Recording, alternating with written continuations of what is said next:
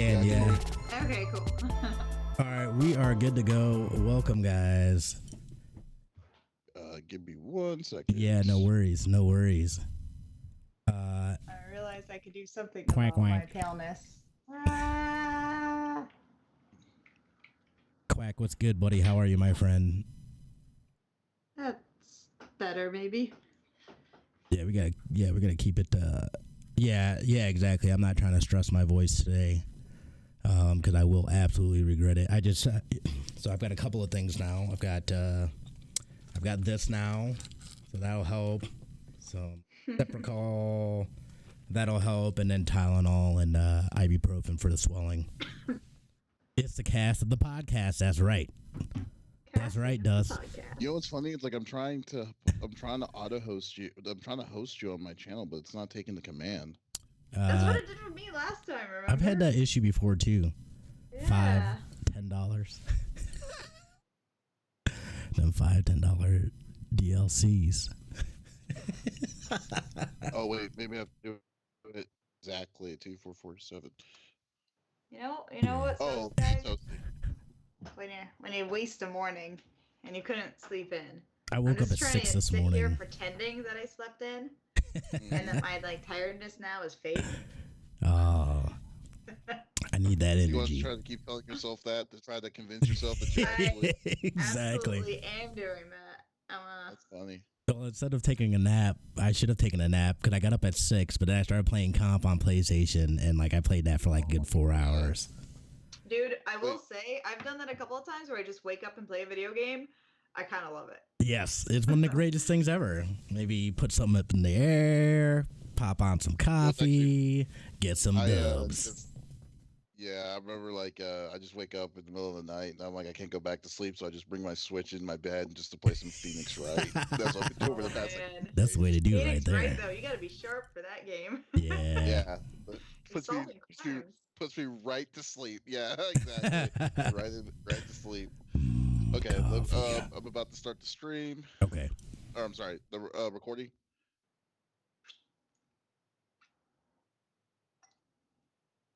Oh, we need to test this out too. Can you test your voice? Check. 1, 2, 3, 4, 5, 6, 7, 8, 9, 10. Check. All right. Sesh. Yep, this is about how I sound. This is my normal voice. Sometimes I go up, sometimes I go down, and we'll see what happens. All right. Okay, so we'll go with that, and we'll start here in a minute. Let me get the my article up. Yeah.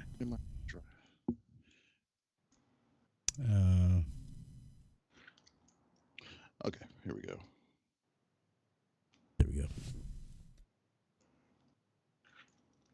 Welcome to the CFG Gamecast, episode number 13, a weekly podcast created by gamers and streamers alike to discuss the latest gaming topics from the previous week. We stream a new episode on Saturdays, and we release it on podcast services such as Apple and Google Podcasts, Stitcher Radio, and Podbean. So show us some love and follow us on one of our Twitch channels to not miss an episode. You can either follow us on with Smitty's channel, Smitty2447, or Sesh's channel, Review Sesh, or me, Mr. CFG himself, Davis Green on CFG Games. So once again, I'm with a group of fellow gamers. Got a huge gamer with me on the other side in Cali, just chilling with us as always, aka the Backlog Queen. I got Sesh Evans on the second seat. How are you doing? Hi, doing pretty good. Ready to catch up with some of that backlog and settle in. Yeah, you and I both know that's never going to happen. But Never. I remember you were like the other day when you were talking about trying to figure out how to stream on PS3. That's how I know it's never going to happen. Oh man. I bought the cable you recommended, so guys, I'm going to be streaming PS3 games now. Hell yeah. Yeah. Oh my god. It's like all the technology in the front, and then all of a sudden it's like, nope, we're going backwards. It's like it's all the technology in the front so that we can go backwards. Yes. So there we go. So yeah, that's cool. So what have you been up to? Well, settling in. I'm kind of in the process of moving, so I'm a little bit of a nomad right now. Started working full time, and then I got a GoFundMe project I am filming next weekend, and then you're going to be hearing all about that every week, probably for me. Oh yeah. Well, that's always going to be fun to pimp your idea out for the world to try Eh, to participate. So I'm always about pimping the ideas. That's the one that's going to be out next week. Last week, as you told me about, you saw the cheese video. I'm starting to do that series as well. So I'm making sure to stay busy on all of my off time and just really not actually have off time or time to sleep. That's my goal. good deal. Go. Yeah, that's the goal. Perfect goal. All right. And I have the 5-star general of the itty bitty Smitty committee. I got Smitty on the third seat. How you doing, buddy? I've been better. A little under the weather. My throat is killing me. We think I have pharyngitis. So my throat is super. It literally feels like every time I swallow or anything, it feels like somebody's stabbing me in the throat. So I'm gonna try to speak as loud as I can without straining my voice. But other than that, it's been okay. I've been getting some games in. I know that I'm gonna always go back to Anthem, okay? Because again, this is a game that I really want to see Well, before succeed. you go into that, Okay. before you go into that, just quick question: are you saying pharyngitis or laryngitis? Pharyngitis. So it's lower. What's the difference? It's lower in your throat, and it's basically just inflammation of that lower part of your throat. I'm not. I mean, other than the sore throat, like I feel fine. My head's a little congested, and so it's kind of hard for me to hear. But yeah, it really weird because I was taking medications and nothing was helping.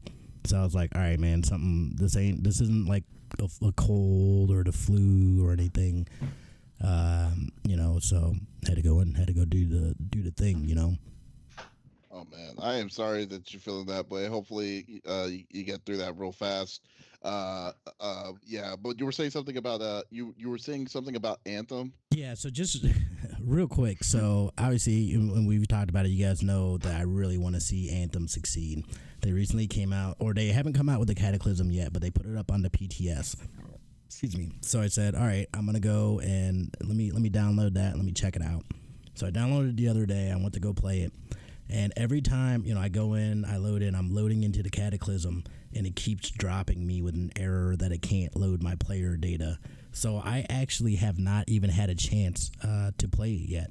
So I don't know if anybody else is having that issue. I'm guessing it's maybe just me. Maybe I just need to delete it and reinstall it. Maybe, I'm not sure. But it's definitely a little frustrating. Again, with a game that's already been frustrating people, having something like this on top of it is just like, I just want to walk away and say I'm done with you. It's really hard to really kind of say anything more negative about Anthem, but then again, it's like, but in its course though, let's say that it could be a PTR issue though in itself. So, Right. but the what's annoying is that it sometimes happens on the regular server because you ever like sometimes you can get inside the game and then you look like you're about to start it, but then it just kicks you out for no reason. So Yeah. yeah, it's and I'm not usually a like I don't usually like going on PTR because it's not as like stable for the most part to me, or I've had the worst luck with that stuff too, so I just go with so I'll just go with the it just sucks. I mean, it really does suck. Like if you're really trying to give it a bone, then that stuff always happens with it. You just go back to square one. It's good, but it's like there's issues with it. Yeah, exactly. Well, that sucks. Okay, well, anyways, and I know I've been just messing around with Bloodstain like crazy. I've just been like loving that Metrovania like game and totally hyped on it. I'm surprised because I usually hate. I'm not a big fan of Kickstarter because I feel Kickstarter usually kind of screws people over. not Mm. it's not Kickstarter's fault, but I will say that it's not. I feel like that they do instigate these kind of things to happen. So like, and especially in gaming, with Kickstarter gaming, I will say though, this game is actually pretty solid for a Kickstarter game. So I'm definitely enjoying it, and all the different kinds of things in it. And I'm only like 30% in, so we'll see. But anyways, let's get into it. Will each of us chooses we each choose pick a topic of a discussion from with the video games from the previous week. The topic could or should be something about a specific game or something that happened in the gaming industry itself as a whole. But we'd also want listeners on Twitch, or also just either on Twitch, to be interactive. So just definitely either go to the top where it says CFG Gamecast, put in a topic that you want us to discuss. We will choose it at the end of the session, or Smitty will also keep an eye out on the chat to see what the chat's like, and we'll put something out there if it's something interesting. So we'll be keeping up with that. And you can also just go check it. Just set, if you want to send something else, you can go to our Twitter, the Comic Freak, and we will post something here on maybe a future episode or so. So let's get to it. Let's see. Who you've done it? You were first before, so I won't do that to you, Smitty or Setch. You know what? I haven't done it. I haven't done it myself for a long time, so I will volunteer. I will volunteer as tribute for this one. Yeah. Okay, so this one, I'm going to be talking about. You know, it's funny. I feel like this is going to be an EA rag show. I just don't really feel like it's going to be, but I'm going to talk about something that came up on the thing that I was like, oh, that kind of sucks, but I don't think that it's. I mean, it makes sense, but at the same time, it sucks to see that someone. It sucks that they're actually going to be doing it. So there was an article on comicbook.com about Star Wars the Fallen Order, and they were talking about that Disney themselves, like Disney as the corporation, is orders censorship for some of the violence to appease in the game. So the obvious violence that they're probably referring to is people using lightsabers and cutting off limbs and stuff like that. So in comparison, so what they were showing you uh, as part of some of the video in the E3 compared to what you can do is going to be different. So the only thing, so from the article, they were saying in Star Wars Jedi Fallen Order, you can't dismember enemies with your lightsaber unless they are spiders, droids, or anything not humanoid.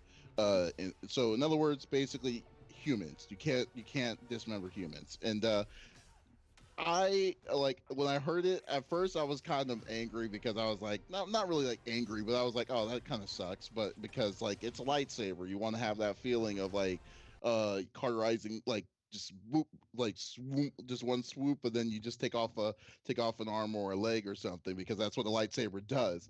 But at the same time, I can kind of understand where they're coming from on this, on not the fact that it's also like it's Disney, but also the fact that they were saying that that I mean that they're trying to appease us for everybody to play. This isn't going to be like they're not trying to make this a mature rated game. So no one cares about the about droids or unfortunately spiders and stuff like spiders and stuff like that to get attacked by it. But at the same time, it's like I was just like, I can understand where they're kind of coming from. I mean, there's a middle ground towards it.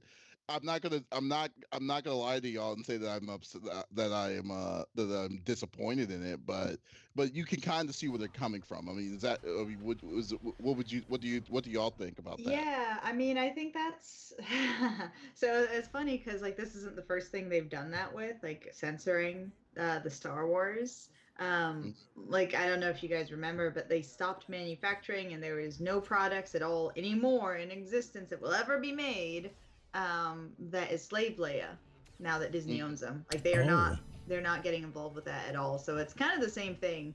What I like about it though, like I mean I think it's dumb both ways because, like, well, Star Wars doesn't need the violence, like that. It doesn't add to it. So, like, yeah, it's fine that it's not there, whatever.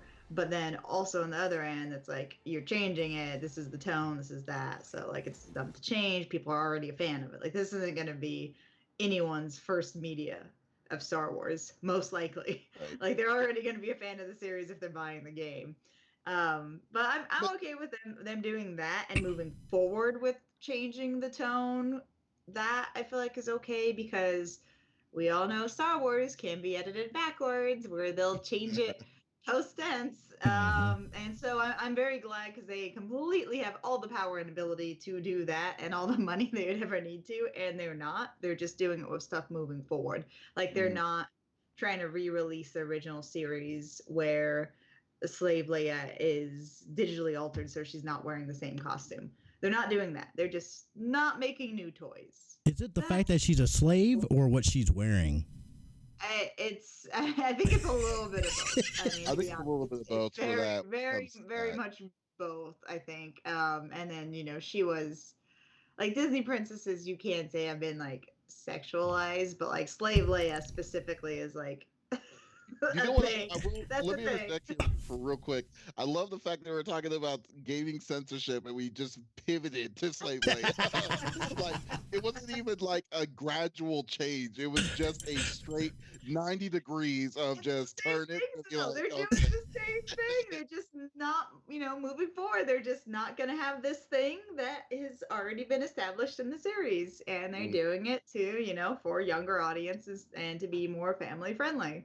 Well, there's two I, things. I get that. Oh, Go ahead. Go ahead. oh, go for it, Smithy. Um, You haven't had your like time. for me, I mean, again, I understand it, and I don't think it's going to change. What we already love about the series. I'm fine with them altering that stuff or not having the violence in the game. Like you're saying, Sesh, it's not necessary. People that are fans of it, people that already love it, are going to love it regardless. The whole slave Leia thing, that one's kind of. I understand that, and especially with Disney's image, they're what they're all about and stuff like that. Clearly, that is off brand from what they're about. But they're not going back and trying to digitally, change it or anything like that. But moving forward, it's always interesting to me though when people try to, you're not going to be able to please everybody. We all know that, right? So they're clearly trying to grab onto that younger audience. Again, we had it, when we were young, we had the original series, this and that. So they're trying to kind of move forward from there. And you kind of have to. You have to, they're going to have to, do their own. I mean, obviously, there's been tons of books and stuff like that, but they got to put their own stamp and their own, how they feel it should go. And I'm okay with it. Again, I'm always going to be a fan of the series, and yeah, it doesn't bother me. It doesn't bother me. You know, yeah. you know what the one thing I kind of have with this is that I understand that why they're doing it, but what doesn't make sense to me is is like how are they not like because really this is the first Star Wars that randomly got this that randomly kind of gave them the limitation after the game was made. Like it was kind of like because like I mean what was the most recent one that was standalone? Forces Unleashed was all about damage and destruction and stuff like that. But they were told, but they designed their schematic of what they were going to do. It wasn't like a surprise to anyone that they were going to do it this way. But it's weird that that Disney kind of was like they came back after the game was done and then they said, yeah, there's too much cutting in this. You got to pull this out. It's kind of like in Mortal Kombat, somewhat like the Ed Boon makes Mortal Kombat, and then they decide to say, "Yeah, it's just too gory. You need to take the blood out of this." Like after Yeah. the game made, Right. Yeah, that's super interesting because it's like one of those things that's one of those things that's very, I don't know if you guys have or like any of our listeners or viewers have a lot of experience like working with like corporations, but that's absolutely one of the things that'll happen is like that note of like, okay, no limbs flying off of humanoid humans in this Star Wars game. hmm That would have been so easy for them to give early on. Right. And they just didn't do it at all. Like they never even thought of it. It was when they first saw it that like whoever was in charge of, sending down those orders first saw it was like, oh, hey, that's violent. we need to go in a different direction. And then they had to, and then it costs a lot of money to, make changes like that. Like even just little things, like there's, hours that go into it. So it's just one of those like corporate oversight mistakes that like you see happen a lot in like corporate creative processes. Right. Right. So, I mean, yeah. So it's good. And you know what the thing is, like, it's like I feel like they know that they're gonna have to they're gonna mask it by maybe doing a like like a lightsaber streak or some sort of stream or something like that. So like it doesn't make a big deal. I just really wish that they didn't say, oh, at E3 when they saw the videos and then when the video was released and stuff like that. It's just like it's like y'all did this way too late to be complaining about this. Right. Yeah, So like who was approving stuff before it being released to E3? Like, come on, guys. This Yeah. had to be someone's job. yeah, well, someone kind of dropped the ball on that. But yeah, so at least I guess we're all on the same page. Always saying it sucks, but at the same time, it's understandable, right? Yeah, I think so. As long as they're not changing stuff post retroactively that are bigger than this. Yeah, I know, right? We're gonna change we're gonna change the name for call it Storm Battles instead of Star Wars. The next trilogy. Empire Strikes Back Yes. with Luke's hand. You're just like, Yeah. no, you swiped it into a robot hand already. Oh my god. Yeah, I know, right? It's like his hand turns into, it's like, but really, like they retcon it. Like when he loses his hand, you come to find out that it's No, no, no. Colonel Grievous. They're like, oh no. Well, No, it's even interesting. better, he gets like swatted at, and it's like my glove. I know, right? Oh, it was just my glove you Whoops. took off, not my hand. Yeah.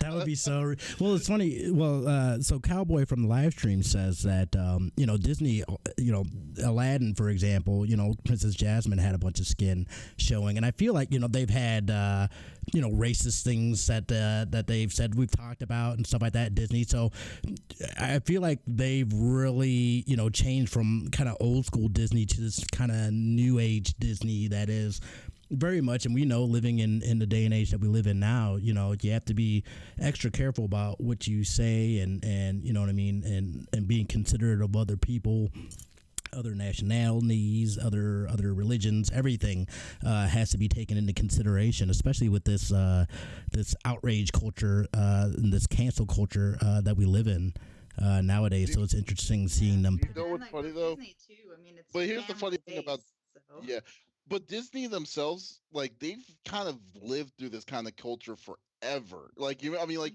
do you remember back in like the early, like the 80s and the 90s when Disney animation was like they were still doing Disney animation, like hand drawn animations or Yeah. CG and stuff. Do you remember the groups, the family groups that they had to that literally went frame by frame to make sure, like, you remember, like it said, like, oh, that someone wrote the word sex in the when the wind of Pocahontas, Yep, random like there's some randomness, yeah, The like penises that in kind of Little stuff. Mermaid. Yeah.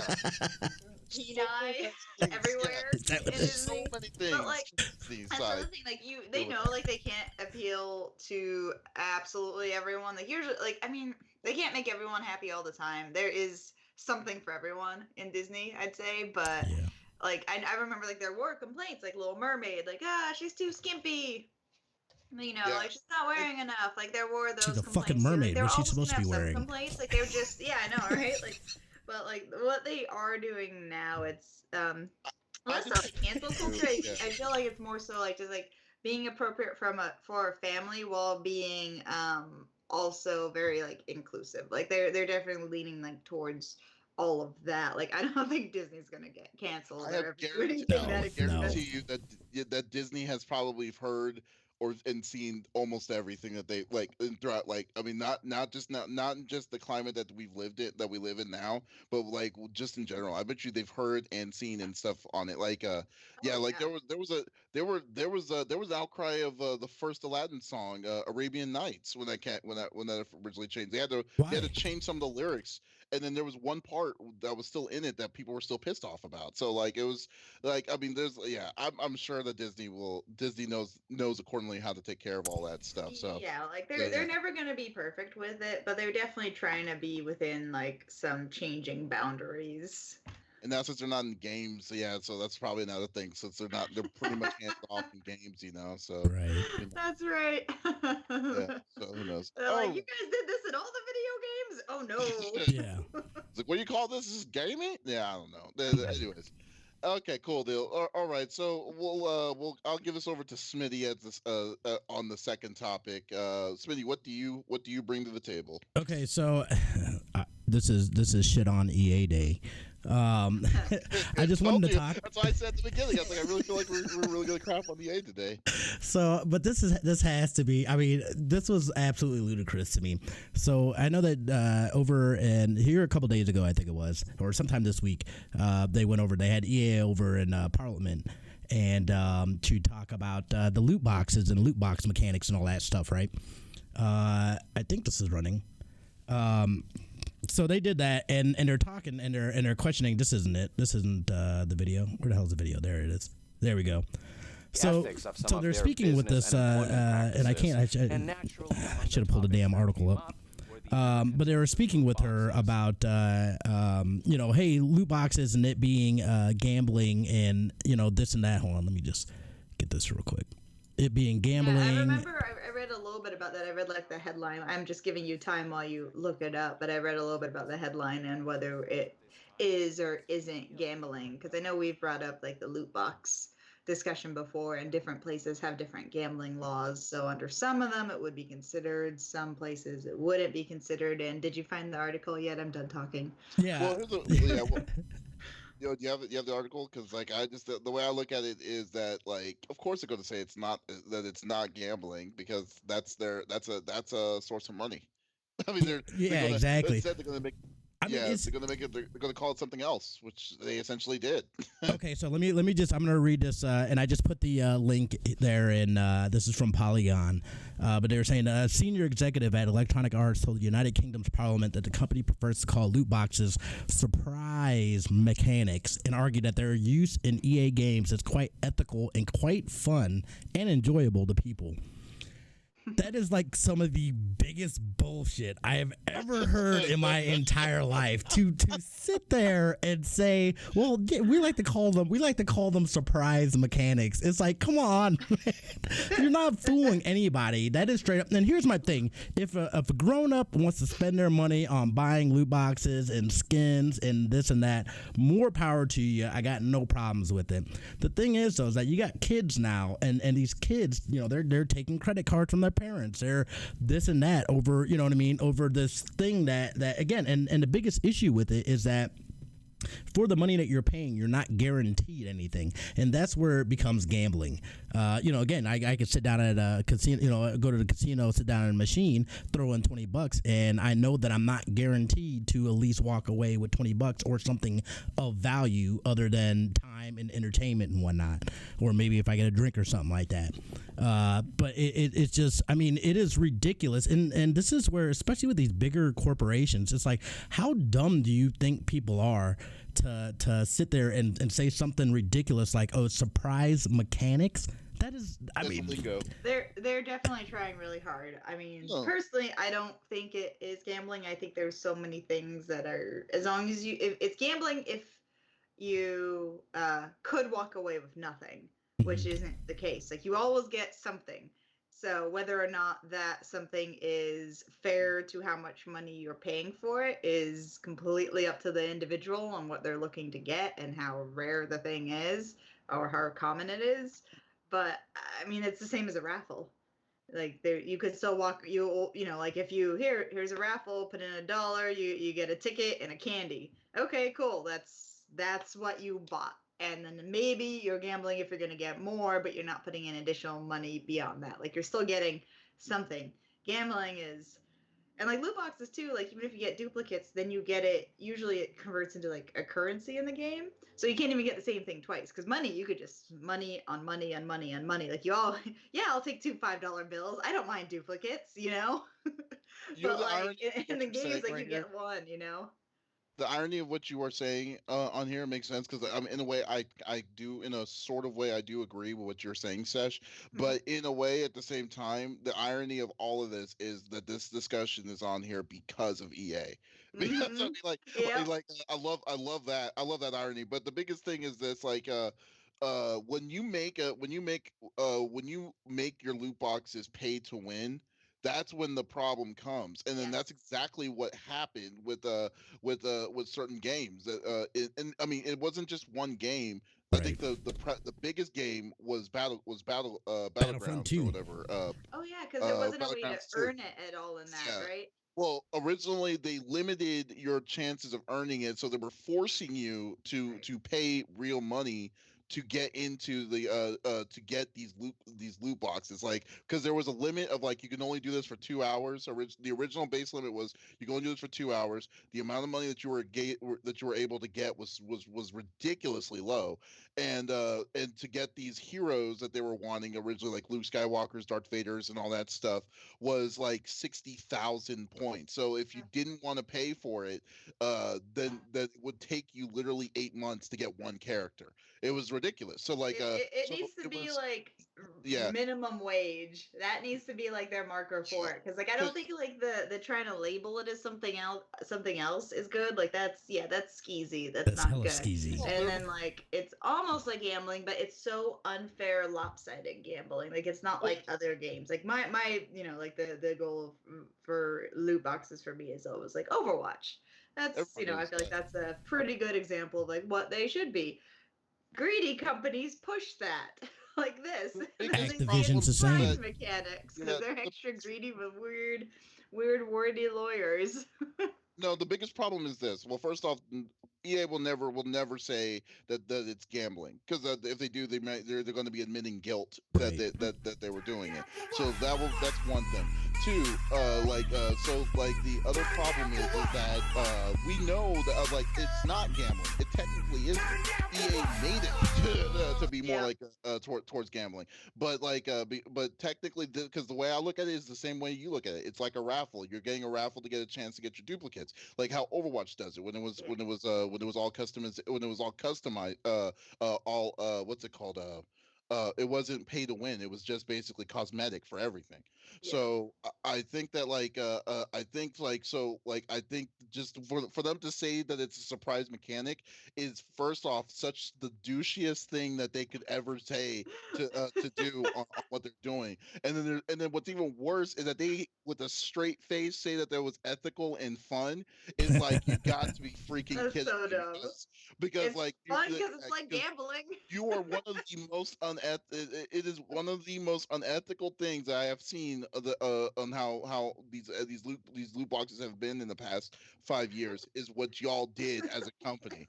So, like, I don't know the nonsense that or the cloud that y'all are on right now to say that y'all are doing fine, because, like, I've seen y'all's FIFA stuff that you did back in like 2 years ago. That was BS. The 2K stuff that happened with NBA 2K. This is just random sports itself. Y'all are gambling. That is gambling Hmm. itself. It's not. There's nothing about cosmetics and stuff like that that you can call it, quote unquote surprise mechanics. So yeah, that's what really pisses me off, because they make it look like that we're stupid, and then Right. Yeah. that's where it comes off on. You know. Well, don't I'm forget Yeah, too. just like it's Activision one did of the those same stupid thing. terms. Like I really don't like it. Like it's a terrible term. It's absolutely, guys, trust us, trust us. We're so ethical. See this thing? It's ethical. Like Yeah. it's literally fun because it's like gambling. That's why gambling is a problem for people, because it's fun. It like hits that, like like it hits the right buttons, and that's what this does too. Like that's why it's fun. They were Yeah. such sleazeballs. No, Activision did the same thing. Remember with Destiny, when they brought in their shop, they started putting shit behind a paywall, and it's like, that's when I was like, I can't, no, oh nay. Oh, nay.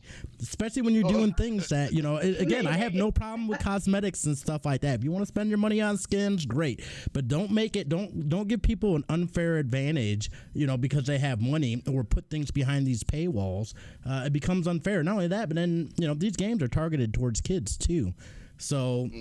you got desperate kids going into mom's purse and stealing the credit card, or whatever the case may be. I mean, again, and I'm not lost on that kind of stuff, because we did that kind of stupid stuff, when we were younger too. That's how I know. You know what I mean? It's like, oh shit, we got to get this as the new thing. Let me just let me just grab that and do that, and what? Oh, where'd that money go? It's just it's just like, come on, man. Right. No, You're totally right. And you know what's funny? It's like come on, one of the biggest games that are out there right now that gets like ridiculous amounts of money is Fortnite.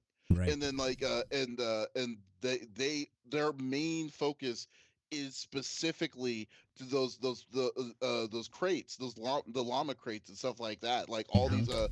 these the outside help. Have we heard any problems on like of how fair or unfair that nonsense is when for people picking up on the to get what they get as gear wise? Because like to me, I haven't heard any. I mean, I'm legitimately asking because I really wanted to know, because like how are they like because like if because if they're doing something, they're clearly doing something right. Overwatch is doing something right when it comes to those kind of stuff, because like yeah, because you're going to be yeah, but what the difference is just how you have everything set to your how EA has everything set to their standards, and how Destiny did. Because I do remember that Destiny thing that you were talking about. Because like Mhm. I don't play Destiny that much, but I do remember there was one point that there was a paywall on an expansion that happened that was free, right? And Yeah. then but then because of that expansion that was free, you weren't able to progress on a certain, unless you paid for something specifically. And then they had to retcon it, because it was like you're leaving a disadvantage to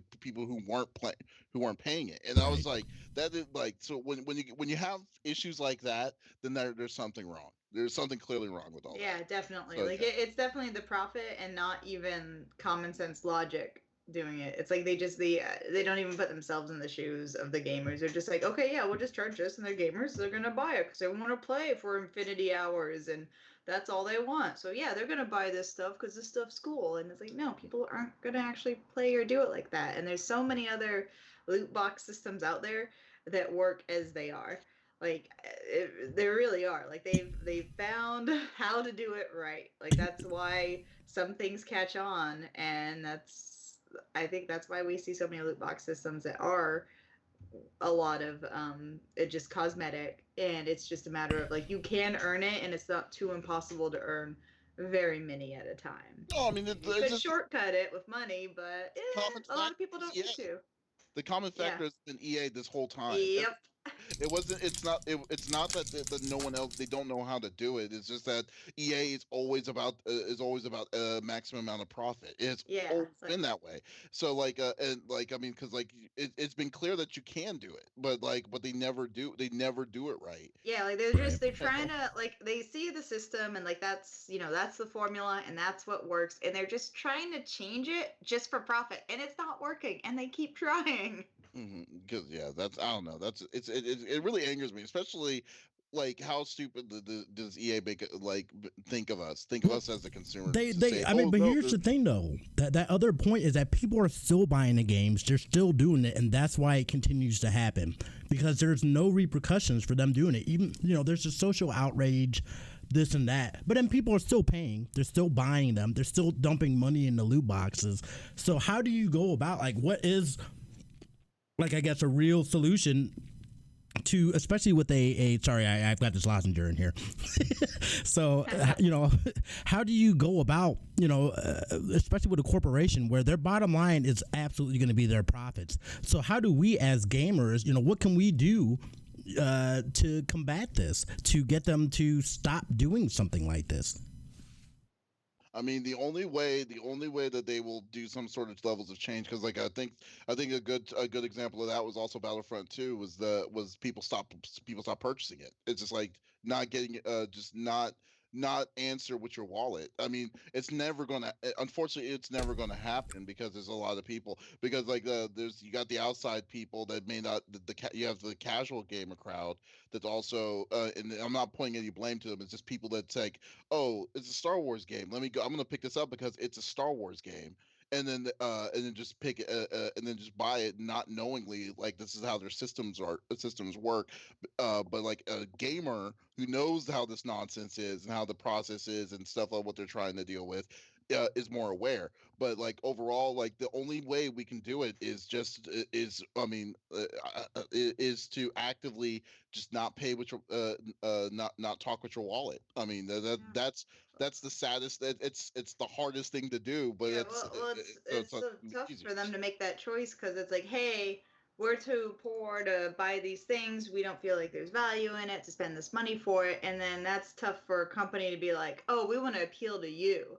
So like I get it, but at the same time, like, yo, you guys are getting so many complaints, and there's so many other systems like this that are similar that still make money out there, that you don't have to be that greedy, and then you will still make more. If you're less greedy, you will make more money. Like, it's an insane concept that a lot of companies like just don't grasp. It if you make something a little bit cheaper, you're widening your market, and they're just like completely ignoring that outside market. Like, even like I'd say like very like even like very intense gamers, like they still like don't they're still not happy about this kind of thing. Like, even if you play a lot and you got the income for it too, which is a huge factor. Like, you could love a game all you want, but you're only going to have what you have for income.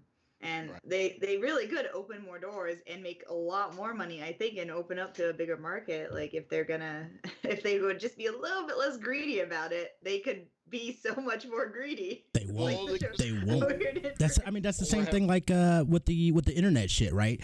Net neutrality. We know going down that slippery slope. Oh, the companies are not going to do anything. They're gonna have a conscience. We all know that's bullshit. We already know because they've already tried to do shit in the past. That's why we had net neutrality in the first place. So the same thing goes for with loot boxes and this and that. They'll keep pushing and pushing and pushing. The wider you open it up, the more they're gonna come up. They're gonna be greedier.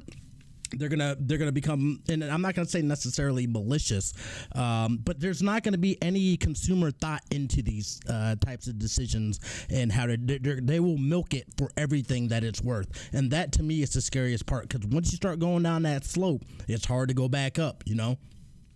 Well, it's not like it's not like EA makes a game out of love as much as they used to. I mean, like when you think about it, like I mean, and I'm not saying it like EA as the backbone, because they're all about the maximum. It's all about maximum profit through EA. Now that's not saying anything about all the subsidiaries that EA owns, like like the people who did Mass Effect and stuff like that. But it's just that the biggest point is that like their factors is that they do want to make a good game, but they have these insane deadlines to get to the expectations of what their investors are towards EA to get these done. And then on top of that now is because since how microtransactions have been like so prevalent in the past 10 years, 10 to 15 years now, it's like they're building games kind of around that on top of like for long besides the other factors of a good story or a good like gameplay, good mechanics and stuff like that. Because I mean, and it's really like I said, and then I hate to point the blame on it, but it's really mostly Electronic Arts has had this ongoing issue of like trying to set these right. It's like you easily can just stop being so freaking greedy Yeah. towards all this, but it's not but it's just something that it always comes back to, so Yeah, yeah. Yeah. yeah. I mean, pessimistic right now, but I'm hoping that like it's definitely just like an upper management change. Like there's just some people there, that are pushing these kinds of ideas and those kinds of things, and they've been proven time and time after again that like there's going to be a lot of pushback on them. Once those people are gone, once they actually address this issue and they put like a new take, somebody, or maybe some people there instead, making these calls and trying to steer in these directions, like they're gonna be better off. I I think would that's love to totally talk a hope. to I think it's yeah. not entirely the culture there, but it's definitely higher ups getting a hand and a say in how they want to do some things and some of the ideas, like, and they keep on pushing for it, and I'm sure it's these same people that have been involved for a while, and like it's not succeeding, and they still try because the games still do make money, they still do okay, they're just not seeing how much money they're not going to be able to make because they're still pushing the same greedy ideas. Well, I would love to like talk to an ex-EA guy or something like that, because like that would be like the one thing. It's like off the record on it, like just to see like upper management and stuff like. Cause I would love to know like how things work. I've always kind of always wondered about it, but I might got a guy. I mean, I don't know if he'll talk on the record, but he might XEA. talk privately. Yeah, Mhm. like he's not XEA, there. yeah, He used to be yeah. EA, then he quit. So You don't mess around with that Mm. nonsense. Okay. I want hold on real quick. I Oh, wanted to bring up a yeah. comment from Indust from the live stream. He says, "Problem is that we as middle-aged gamers feel like we're a much bigger market and influence on the gaming big business model. We're really only like 2% compared to mobile gamers and younger gamers who are raised in the climate of paywalled games." I agree with that 100%. I totally agree with it too. I don't necessarily will say that it was also with. I mean, I mean, come on. There's a difference between console gamers and mobile gamers. I mean, like, because like for me, in the eyes of like, I mean, if you're like particular with mobile, you know that those that you're going to have to pay pay to play. There's like most of right, it because most of their sense is going to be a freemium game. Console gamer is just as much as like how there's PC players and there's console players. Like or back in the day, there's PC players and console players. Like there was a separation of that because they know you weren't getting the same maximum amount of output towards that. Now, when they try to do the same stuff that they're trying to do, now like I will agree on the fact that we're the middle age class, and we are not the majority of the voice Right. itself, and I totally understand that. But but overall though too, I think that people who do see that, I mean, because I mean everyone unanimously agrees what EA does is BS. I mean, like, because hence look at what Battlefront 2 goes back to Battlefront 2 and stuff. The outrage. That is not, it is not acceptable on what they were trying to pull over to the community. So so I think that like yeah, the amount of people that they're catering to is not for the gamer that knows this nonsense. It's more towards casual. It's more towards, hey, my mom wants my mom I told my mom I wanted this game, but so she's going to get the game. And then once it comes out, because she has no idea what's in it, and then she's going to cater to that, and then when that stuff happens, then you're just going to go with the flow with it. And that's why I say it's going to be literally impossible to say stop giving them money, because because I know it's not going to happen. It's not going to yeah, work. yeah. It's still they're still making money. They're just not seeing how much money they could be making, and like they almost don't care because they feel like this thing becomes more profitable as a singularity thing if we do it this way. Well, not only that, It's but like I mean, it's like if you spend $10, make $100. Cool, like that's really great. I'm just gonna keep doing that. But if you spend $10 and charge like $50, make 1,500. I rather do that, and most game companies are doing it that way. right. Yeah, and again, why change something when I know it's working, when people are spending the money, and there are those other projections and those possibilities. But if nobody's going to stop me from doing what I'm doing right now, I'm probably not going to stop. Yeah, thanks. Thank you for that. Thank you for the statement too. That was a Yeah. good point. I will appreciate that. Okay, so we'll need to cut it. Well, we can't say cut it short. That was actually probably the best topic. But I won't we'll, deny that. we'll cut. Yeah, we'll probably cut a little bit your time a little short on this one this time, Sesh. So, but definitely. But yours going to be the third seat. So, you can do. Let's do your topic here. Okay, yeah, mine's. I mean, we could probably segue it and then talk more about like what the gaming space is like right now, because apparently there is a patent on no load times for the PS5. So both the PS5 and the Scarlet are going to be solid state drive. So like obviously like this is going to be much quicker overall. But apparently there's a patent for it, and like there's a specific way that they're adding to their technology to make it be quicker. And it's funny because they actually bring up Spider-Man, which is the game I'm like currently streaming now, which I am streaming again now. It's been a month, but I am streaming Spider-Man again. And they actually use Spider-Man as a test. And I felt this one because I sat there and like I noticed like, oh hey, there's load screens. I remember these. It's been a minute. Because all the games I play, like they don't really have them. Like it's very they make it very seamless with most games now. They find the ways to cheat in there, and then just technology is so much better. But like we know, like they weren't at E3 this year, but they used Spider-Man, and they did do this. They did do a demonstration there, for investors and all of that. And it was Spider-Man on the PS4 and a load screen that took like 8 seconds, right? So noticeable. This is only 8 seconds, but noticeable. And they did it on the PS5 and it took less than 1 second. So that is a big overhaul and that is a big change with like actual legitimate just load times, no, seamlessly making it work in between transitioning from different areas like most games do now. And I was just thinking and marveling a little bit of that about like the kind of gaming space we're in now. So I just want to take a moment to appreciate, wow, like load times are literally like they're so going away, and there's so few games where we actually have to like deal with that. Like I remember, I mean, No, Spider-Man one's a good example. Like it was the first time I felt a load time in a very long time with the games I play. Clearly I just didn't love the play fact Anthem. that. Oh, I'm sorry. Were you gonna say something? I was just saying she clearly didn't play Anthem. Well, okay, load time that's not internet related at all, but yes, also I did not play Anthem.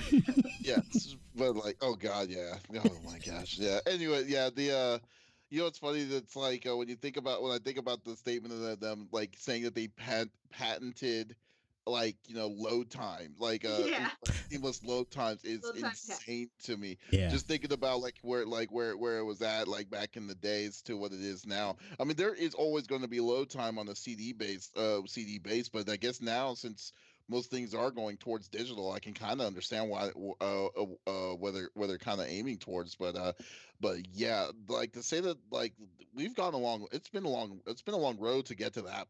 To get where we are, and for where Sony is just killing it with that kind of levels of technology. I kind of want to know like how it's even possible to patent something like that, because it's like Yeah. you would think that you would try to make you think it would be like, oh, okay, all you have to do, it's a process. All you have to do is this. It's not like it's using proprietary Sony equipment or Sony Right. Well, software. apparently Right. it's like the No, it's tech like, and the wow. way it reads it, which is it's gonna be patented. I mean, so it seems like they already do have a patent on it. Like their methods of load time is already something that they have a thing on, and this is just adding to it because they've improved it.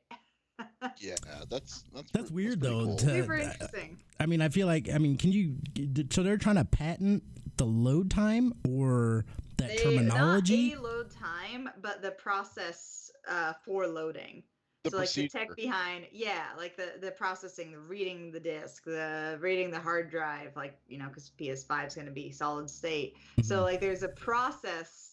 The way their processors are handling it is apparently patented, and they're adding to that for the PS5 because they've apparently had like some kind of breakthrough where like they've added and changed the way it does it so it's faster. It's not just the hardware is better. Like they've Right. actually there's a process involved that's very very techy that this article does not go into and is blowing my mind. So, but the tech's better, isn't that? That's all you need, right? That's technology is when things get better. That's how it works, right? You know what's funny when I was thinking about that was like the other night about PS5. It's like graphic wise, I don't think we're going to see much of a difference now at this point. Now it's going to, because like I think we're at a point where we're kind of peaking where like how things are being made towards it. You can make it nicer, you can make it a little bit refreshed, you can make it like smoother, I will say, definitely. But like to say like you remember when you first saw the Super Nintendo and you switched up to Nintendo 64, that kind of advancement of graphics, or the PS2 to the PS3, that kind Water of thing. looks so It's like, real, guys. It Yeah. got yeah, watered down. exactly. Or like, yeah, that kind of stuff. So like I think now it's like the 5 is just going to be more like, just more refined abilities and things that you can do towards your software to make it the best inclusive, like, gaming experience that one would do. Because like the biggest thing that I will be so pissed about if 5 goes by is that it's not backwards compatible with 4. That'd be Because dumb. like So sad. I well, wish. there was absolutely no reason this time around. Like I can understand why 3 to 4 was a little bit of a problem because of No. because of the format, but that doesn't excuse them with like digital content that you got off of PSN, or Exactly. you know, like for instance Scott Pilgrim versus the World. Like, why can't we not port that over to a more modern system, like because that was a digital only release.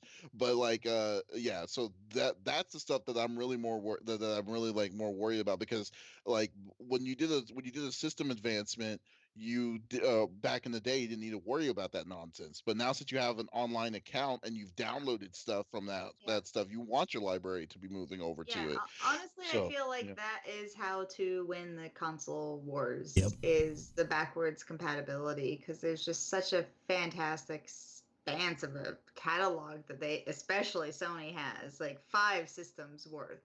Like that's fantastic. Like that's just such a great way to do it, is to have backwards compatibility, because like no, people don't want to be buying these things every single time. And now for a couple of generations, we've had these accounts, so we should be able to just reach out and get what we've already bought via having an account like that. I think that really will sell it, and I think it really does add so much more value to the system. And we know that Xbox Scarlet is going to be backwards compatible, so I think they'd be shooting themselves in the foot. And I know that I think Yep. Xbox One was as well. And I don't know if One they wasn't felt a any of hundred that. percent. It wasn't Yeah, 100. one wasn't Okay. 100% to the 360, but it was. They've been working on their backwards catalog since, like, you know, year two of the Xbox One. So now it's able to do a lot.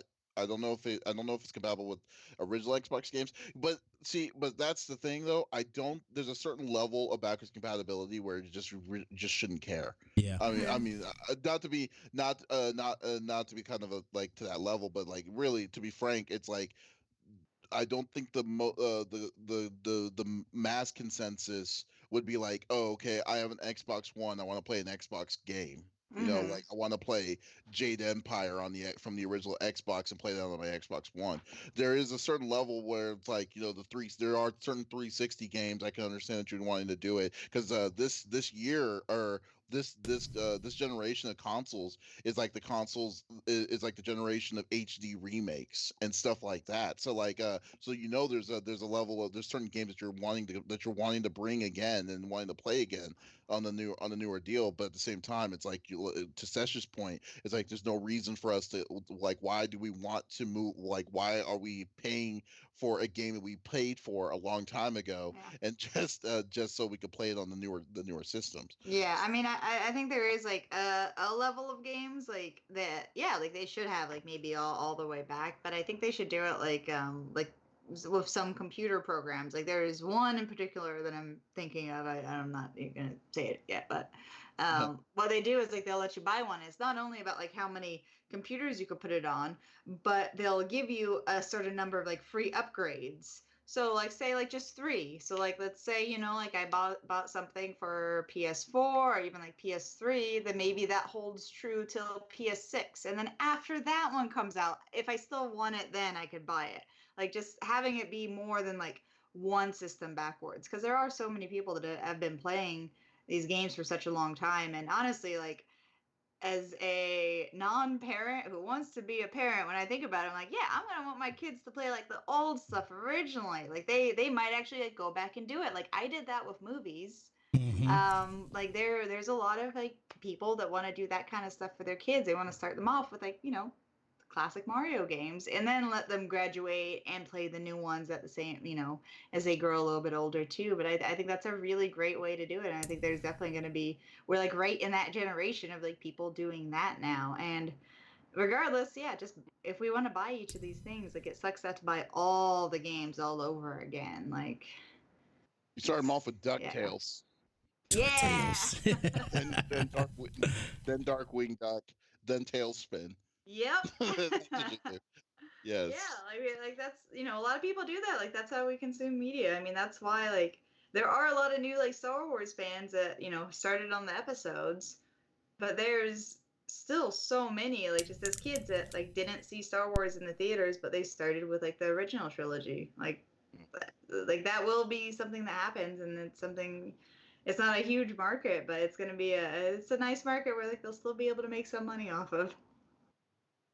Oh, sounds good. Sounds good. Wow. Okay. And yeah, we're actually at a good point right there. So, is there anything on the chat, Smitty, that we should point out? No, somebody had said something about Cowboy said something about original Rampage on Xbox One X.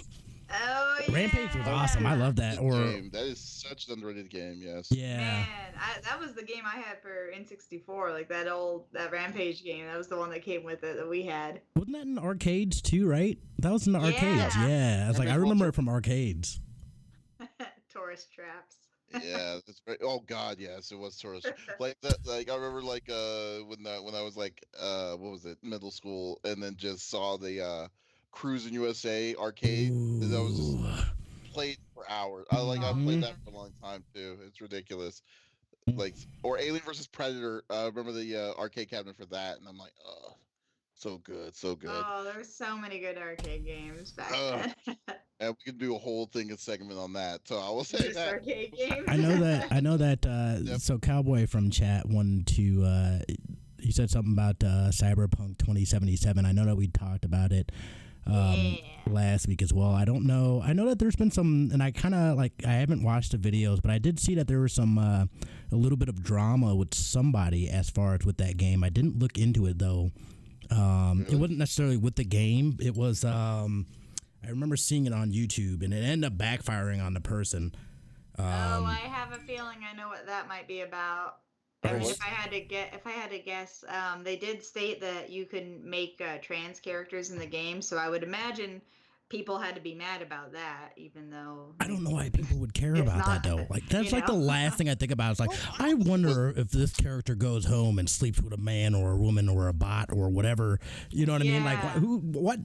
I mean, somebody at E3 didn't somebody ask somebody a question about that? Like, what is their sexual preference? Yeah, no, I got the vibe like the two dudes. Like when you watch a trailer, like I was pretty sure they were a thing. I don't think it was probably that because I mean like to that because because like from what you were saying to me that was Gears 5. Someone asked about like his what's his name, the main guy's sexual orientation, and he's like why does that even matter? It's like Right. that's not even a question that like you would want to put like for like what the game is. Like why would you care about what if it's a guy or girl? Like it's really weird. So like he just said if you wanted to get that kind of story, go to Overwatch because Overwatch goes by that kind of like goes that deep into it. So but yeah, I'm trying to find what you're saying because yeah, I don't think it could be a big deal with it because I mean if that was the case, I mean Witcher 3 would have been a big issue from all that nonsense. I mean, there's definitely people that like to complain about Well, those there probably things. is, yeah. Yeah, I can't. Okay, I'm looking because there was a YouTube video about it, and I didn't get the time to take a look at it. I'm trying to scroll and find it. I know that they also real quick. We'll get back to it. Oh my gosh, yeah, with Keanu Reeves being in it, I know that. I think that. Yeah, I mean Keanu Reeves still the show. Yeah, great. We'll start it from here, and then we can talk more about it after. Yeah, like I mentioned with Cyberpunk, I know I'm going to be talking about that a lot. I'm very excited for it, so it will come up again and again. Oh yeah. All right, folks. This is episode number 13 on CFG Gamecast. Thank you for listening, and thank you for being active on the chats on it. We always want a good discussion with you as the viewer. You'd always check us out. Check out Smitty's awesome content when he's not sick at Smitty2447, and also check out Sesh's. Sesh is actually kind of being a little bit more stable now, so go check review Sesh for their Spider-Man run. And right now we're going to be doing, and then check out Mr. CFG himself, Davis Green, over at CFG Games for some other for variety gaming content goodness. So also next week we will be off. I will be on assignment doing an event, and I think it's a good time to have a week off for everybody. So we're going to come back the week after and go forward from there. So this is Davis signing off. Y'all have a great day. Peace. Okay, recording's done. Right. Yeah, Cowboy.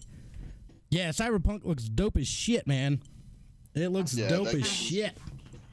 I'm trying to find this fucking video, dude. Yeah. In the meantime, Yeah, I'm so That's curious what this is about now because I haven't dove into it. I've just heard like little tidbits like, oh, you could, you can make like a transgender character, which is like, really cool, and like to have it like actually be official and like just inclusive. And then so I'm expecting it to be complaints about that because they people like to they complain announced about that last year, inclusivity. though. They announced that like last year when we first got the tidbits of the original back behind closed door thing, because like they showed the girl with another girl and stuff. Like I don't think that was a big deal then, and then The I mean, the post, girl now. with another girl's like Well, nobody ever hates on that, but that is also true, but thanks, but cowboy. but then this year they didn't even talk about the orientation. This one was like a yeah. in the behind closed doors in this one was that you were on a mission trying to find a hacker that was like a Haitian hacker or somewhere like that, and once you did, then you had to do a quest. Like it was all about the action in the game itself. So Yeah, it looks so don't know what cool. this was about. So he's This terrified that that's very Cyberpunk is just going to be The Witcher 3 reskinned with more sex options. that would Cool, be funny. right? Hey, I never like played The how Witcher the 3, so I'd be gameplay and okay with everything that. is, I think it's gonna be it's a nice standalone. It's definitely a world in itself. But that would be pretty cool if even if it was a Witcher skin, I would be like, okay, I love Witcher Dude, 3. Cyberpunk looks like it has so much fun sci-fi. Like sci-fi is probably my favorite, so I'm all about that. Like give Yeah. Yeah. me. Yeah, I mean, it almost So reminds you of so like. Sorry, go ahead. Oh, so at E3, when because I was at the behind closed door sessions, there was a room before you went into the room to take a look at the game, and there was like a bar that made it look like you were in like a Blade Runner like bar stuff Oh, and that's stuff. dope. Actually, I think I have a photo of it. Let me see if Oh I my have. gosh, I Well, you want to better pull it see. up. I really want to Yeah. see. I'll post it on Skype, and if you want to share it, you Yeah. can. Oh, you're going to post it on Skype. Yeah, so like we're talking I was talking to all these different kinds of people, and then there's one guy, because this one dude in the back, he was in this like he was on this table, and he's just talking casually, this old man, old black dude, and I was like, oh, this is really cool. But like I was wondering like, who is this guy, because everyone's all like coming up to him, talking to him, shaking his hand and stuff like that, and I'm Oh like, boy. who this guy is. So like so I looked it up because I saw his name tag, so I wrote his name down, and just to see what it was, just looked it up, and I was like, oh, he's the creator of Cyberpunk. Like he was the Oh. guy who made the original Cyberpunk back in 1992. That CD Projekt Red decided to make a game out of from this. So he was the original dude who did all of this world and stuff. I was like, holy crap! Wow. Yeah, I talked to him. Yeah, because it was originally like a pen and paper scenario kind of thing, and I was like, "What?" It's like, yeah. So it was a cool, random encounter. I will say. You know Man, what? that's so awesome.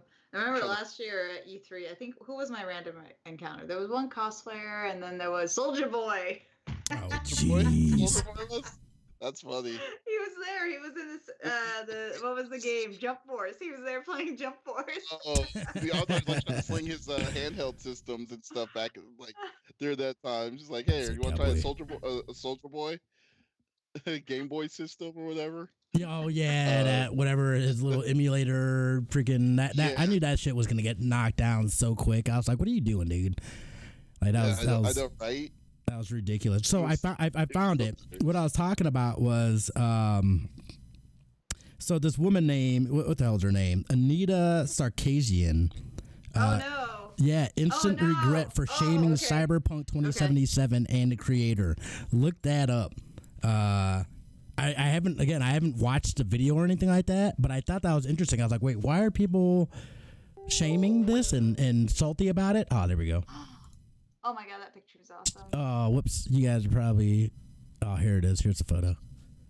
Oh, So, shit. But You guys yeah, can't see. Hold on. that's Hold on. she's frustrating because like she does sometimes bring up No. really good points, but she doesn't ever look at like the nuance. Like I remember like I was watching one of her videos and she was complaining about like how sexist Star Trek is, which Mhm. like yeah, like there's definitely some here and there, and she'll bring something up, but then there'll be like a character that's like pregnant, and then they had to make like this weird alien thing where like she was in one of the transporters with this other pregnant woman, and so then she got pregnant, and then she just became a vessel. And it's like, no, that's because they didn't fire her on the show and she got pregnant in real life.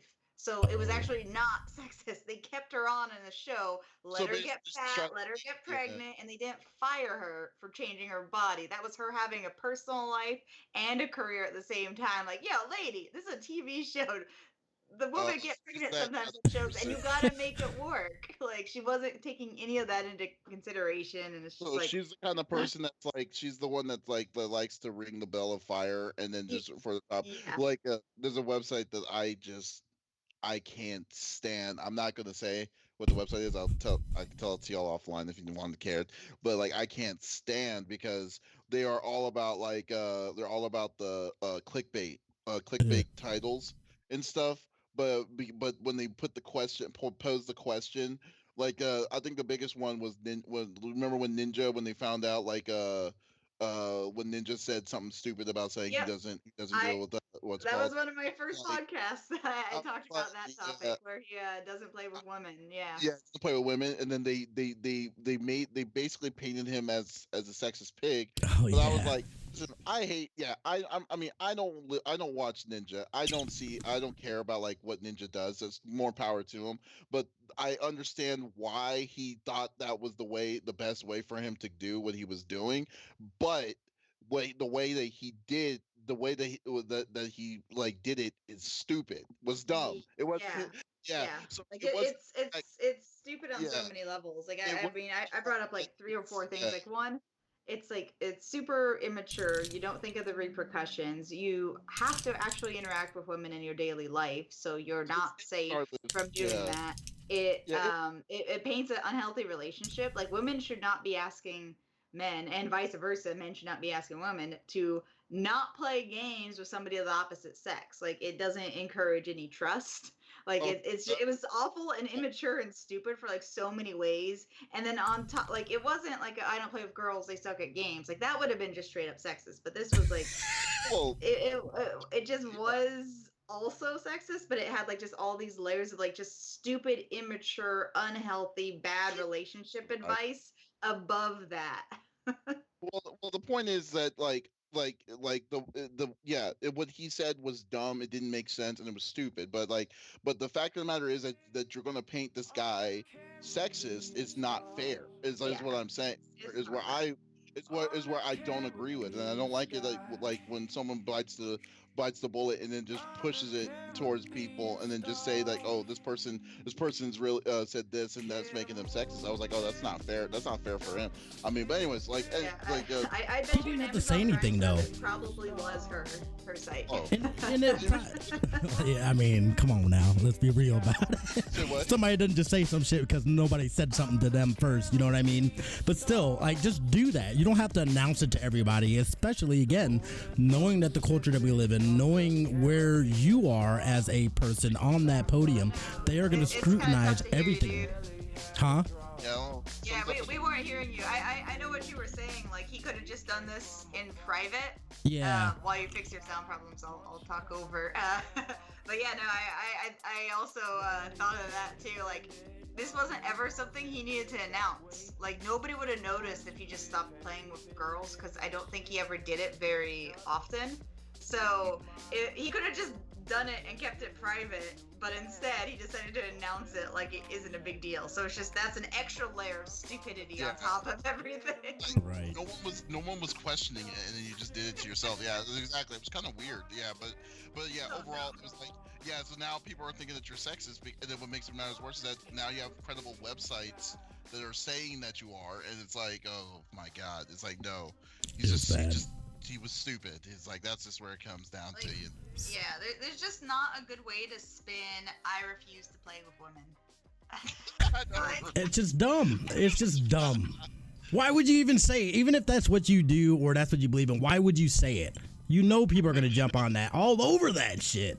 Like, you're an idiot. You're an idiot for doing that. But again, yeah, I mean, he's young. It's all a bunch of young. And that's what I forget too, is that, like, I got to think majority of the people are younger than I am. So they're still going through that whatever you want to call it. I like to think that I wasn't like that when I was that age, but I'm sure to some degree we all were, you know. Man, The before you're being just woke 27. Hmm? Isn't Ninja? Oh, he's 27? Like young though. Oh, He's shit. He's like No, mid he's to late. married. Oh, Yeah, he's then- actually married. Like he's not all that young, but they're definitely people can be mature in different ways in different areas, and so that I think was a pretty big insight in some ways that he's not mature. Yeah. Yeah, so like, I don't know. It's like it's just weird. It's like I said. I'm not a big fan of clickbaits. We really did veer off of what you were saying. But what was the thing with Sarkeesian? Like this Oh girl yeah, talking and about? then Sarkeesian. Yeah, what were we talking about? Like Sarkeesian? What did she Well, point out? yeah, I'm just not gave I'm out not 100% sure. I still haven't watched or read anything about it. Yeah, I'm very curious because, like, the negative's there, but in a lot of the stuff I've seen from her, like, she has a point, but then she kind of, like, ruins her own point by going See, I'm not far in a different familiar. direction. I'm not Is this the familiar one with her. where Sarkeesian offers to fix Cyberpunk? Maybe it's I've seen a few different one. I can't find the one that I was referencing earlier. Oh, here's one. Cyberpunk creator denounces 2077 backlash. Stop telling me what to be offended by. That, I mean, that doesn't make. Yeah, I mean, yeah, it's basically kind of essentially what it's. Sounds like that's exactly what she's trying to do. But who is she exactly? And I don't know who she is. I never heard of her. Sesh, you know who she is? Yeah, like she has a site. I forget. I think it's called Feminist Frequency.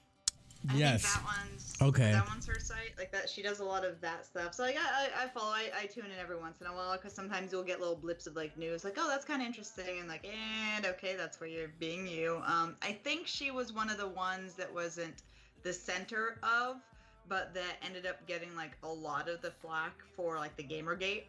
Because she was vocal, and if you were vocal at all, you got attacked. And I think she did get a lot of that.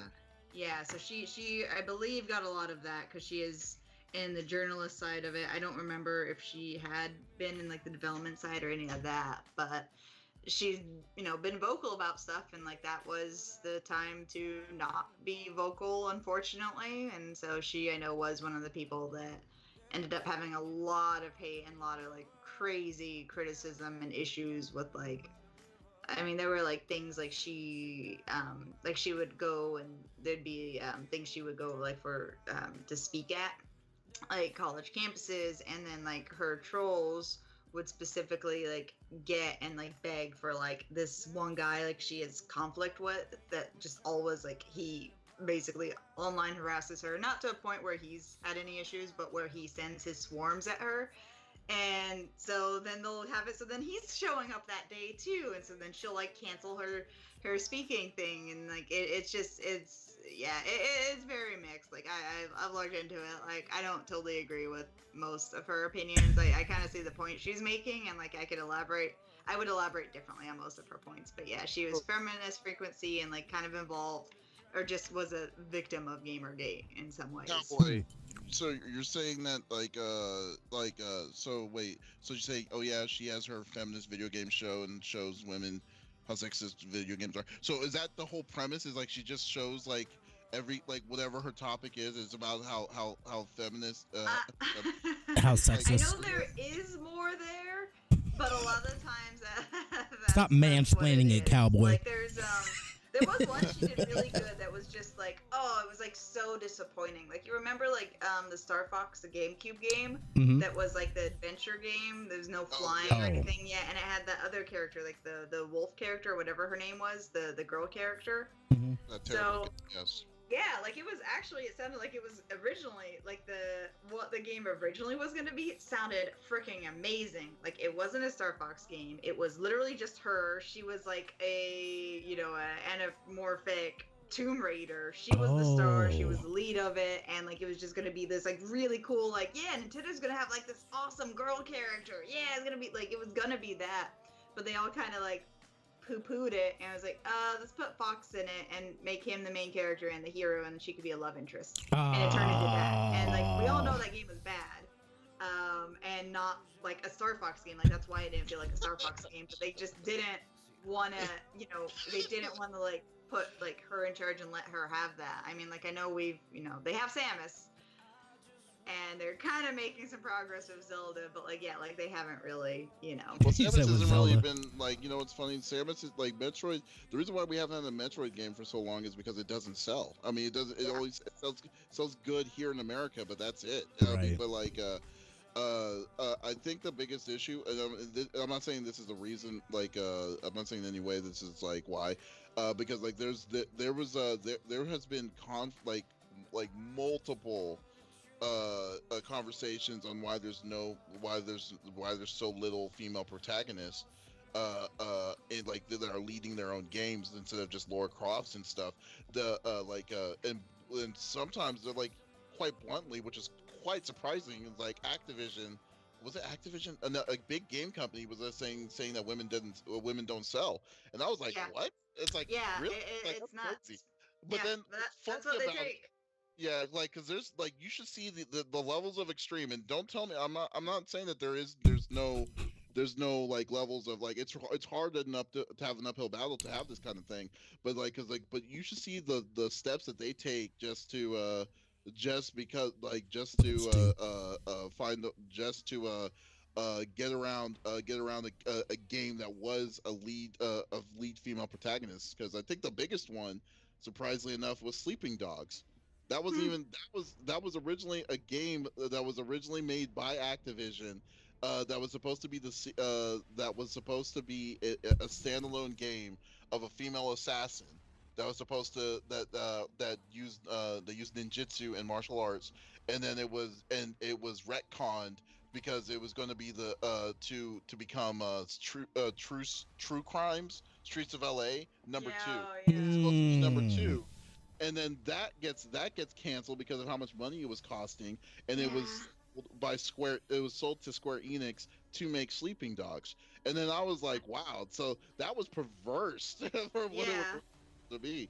So like I was like, wow. So like I mean that's one of the many different kinds of things. So yeah, I'm not surprised to be honest with you. But like, Yeah, like there's definitely a lot of it there, and what? so I think Star Fox is a really good example because it's like that. I think the biggest thing about it is like, wow, like this could have been so good, and then But like the way they prevented it from being good made it so much worse, not just for like girl gamers and like weird furry fantasies, but for Star Fox. Like it was a bad Star Fox game. Like they literally ruined it on like so many different levels when it was like all just there and ready to possibly be extremely successful on its own. I never But played there's a big Sleeping giant but, Dogs. and this is where oh yeah, and this is where I've always had an issue with like where like there's a big giant but of what studios do to kind of do these kind of things, because yes, there is a problem with this. I will definitely admit to it, admit that there is a problem with it. But when you have people like that are saying that they're maliciously doing this because of that there's a female because it's due to a female lead, it's kind of like putting into questions of is it real or is it not real, or is it like do they really have an issue because this person was a female lead, or was it the fact Yeah. that it wasn't going to sell because they don't know what this game is. Well, Dust Yeah, brought like up the that. I think Bayonetta. yeah. So that one's a good cross on that. But I think one of the big things to remember, which Sarkazian does not remember, is I don't think it's mostly malicious. You know what I mean? Like it's usually just like this makes me uncomfortable and unsure, or like I have doubts about it, rather than like, oh, I don't want it to be about a girl. So it's usually not like malicious. I'd say it's just little speed bumps that like people just aren't getting over, and they're being too like they're just giving into like their doubts about things, and they're not checking their doubts. Well, Like Sarkeesian sounds like the Ann Coulter for gaming. That's what it sounds like. So kind of close. Mm. She has good points though. Like there are good points in there. Like she does bring up some fun things, some interesting things. Like the Star Fox thing, I thought was very interesting, and it really was a good like, oh, could have could have been game instead of what we got. Well, it's always weird too that people are so like I don't know that it could be such a polarizing thing. I guess it's just not something that I think about. Like, oh, I've got this female protagonist. I don't know how I feel about this. Like, I don't give a shit, dude. Is it a good game? Is it a good story? Right? Yeah. That's all I care about, really. But people, obviously that's the thing. Something else that happened, I think this happened at E3, where I don't know if you guys know, I totally follow all this bullshit. But I don't know if you guys know Zombie Unicorn, but I know that I'm sure you saw that, where she went on this thing about booth girls and this and that, and it's just like, I don't know, that's such a weird, huh?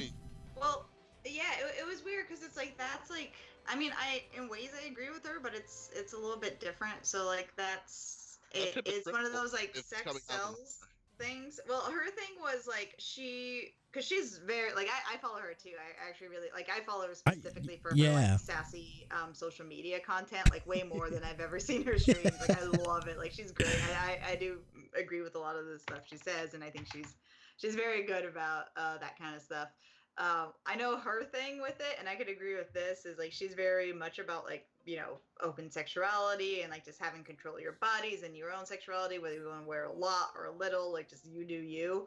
And I know this complaint too in the entertainment industry is it's that those booth girls are not choosing what they wear. It's a corporation deciding and casting them based on how sexy they are in little skimpy things. Right. And being on the side of somebody who actually lives in LA, you're not necessarily happy and loving every gig that you do. So there's definitely like an issue in there. Everyone's like blaming the girls and saying, she hates the girls and the girls are, like, why are you slut shaming them? And it's not that. It's literally just that like the companies are still doing this. I don't know. I think it's a bad look if like there's no booth people there that are also women, Like it's just Jersey says that there's booth guys as well. Yeah, where are the booth guys? No, that's what he said. He said that there were booth guys at E3. E3 were they in like hot pants and shit? Because personally, like best shirts. That's how I'd been. There was one booth that was I could easily see what she was talking that she could. That was it too. That was part of it. That was the bang. That was Bang. That was the Bang. But that's a drink company. Yeah. They do that shit all day. So the thing with that though is like she compared everyone else. Like that was the thing. It wasn't booth babes in general. It was like, look how far we've come. Except these guys. What the hell are you guys doing? You're so far behind. Why are you using booth babes? Nobody else is using booth babes. We've all like gone past that. Like that was part of her thing. But my thing though is, don't get me wrong. But like to say that like the level of like if there's sexualization compared to how it was like back in the day, no, that did not exist at all. Like that, like I said, the only thing that I saw that was actually close to that was the bang. And then they were just the dance. They were all it was a dancing booth, and that's all they did. But everything else, like Borderlands, everything like when they could have gone the other way with Mortal Kombat, could have done, especially down over at the Xseed booth with what they were with the games that they were promoting and stuff. They did not do that. So I don't know what I think that was her complaint. It wasn't like it was everywhere and like, wow, aren't we done with this? It was like look how many people aren't doing this anymore. And like she saw, I think it was just like one booth. She only saw one booth doing it, and so she was like, why are you guys still doing this? Look around you. This is not a thing anymore. Like, don't make your girls wear underwear. Like, you can hire them to be booth babes without having to wear those kinds of things. Who was picking these outfits? And it's very much like an entertainment industry conflict in a way that just, it's like one of those things. Like, yeah, like you, like think about it, like how freaking weird it is. Cause like I do casting, like I put together shorts and like I've done stuff with characters are shirtless or they kiss or they make out and like they do those different things. Think about that. Like a company is literally hiring you based on your looks and your body, and if you're okay wearing something super skimpy. Like that's weird. That's a weird idea. Like this company. But that's not weird at all though. Like, right? Sex sells. Sex sells. Period. Sex has been selling for years. So, like to me, I completely understand people, getting away from that stuff, especially, within gaming industry. I mean, you don't really, and you kind of see it a little bit, even at NAB. The people that do Samurai, they usually have, the girls and this and that, and I totally understand that. I guess my biggest thing from that, I guess, too, is just, and again, I think it's a valid thing to say, but it's like, I don't know. It just seemed to come off weird, and just her being that social justice warrior. The biggest factor I really said, like, because the person that's saying it is the same person that kind of theoretically kind of does the same kind of thing.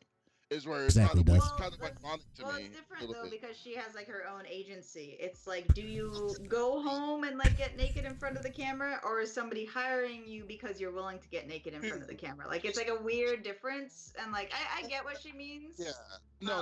But I mean, at the same time, though, like the shit that ways to improve it. Like, I'm not against booth babes. I think it's.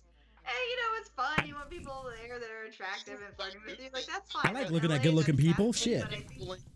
I like dancing. Ridiculing specifically Bang to do this is just like if someone that was in somewhat of the same kind of industry that's also kind of ridiculing you, that's ridiculing you for what you do. So yeah. I mean, I think personally, I think that's a little hypocritical, is what I'm saying. Is because like would make sense if it was like. A little bit more, but that's like if Negri was saying, "Oh, I can't believe that you're Jessica Negri, a cosplayer, I know, that yep, is known for bikini shots and stuff like that, being ridiculing you, ridiculing someone else at a different event for doing bikinis, yeah, and that kind of thing, and that's I think that's she came off. right. I think she came off that way, but like reading into it, it was very much she was mad that the companies were still like doing those kinds of casting calls.